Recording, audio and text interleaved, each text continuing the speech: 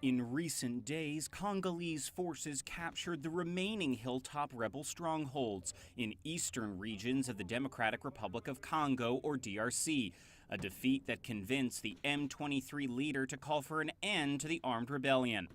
After a briefing from the head of the UN peacekeeping mission called MONUSCO, France's UN ambassador welcomed the news. This is a success for the Congolese army, but also, of course, for the UN and the MONUSCO. UN Blue Helmets, as peacekeepers are sometimes called, have been stationed in the DRC for decades to keep peace.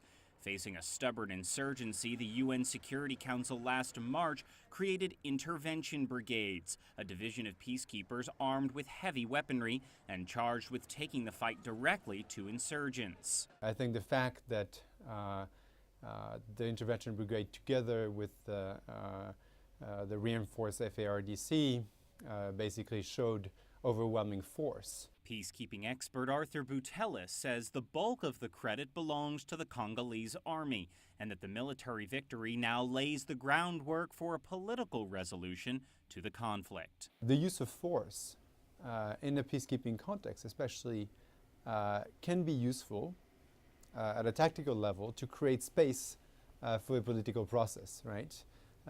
It can be useful as a deterrent as well. But even with the M23 surrender, Security Council members are well aware the fight isn't finished.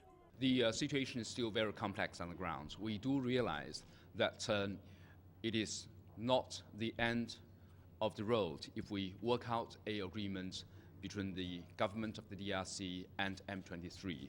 There are other groups that are still in the region. Rwanda is now pressing Congolese and UN forces to turn their sights to the FDLR rebel movement, comprised of Hutus, some of whom took part in Rwanda's 1994 genocide.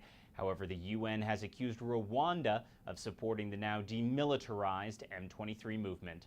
Stephen Fee, CCTV, New York.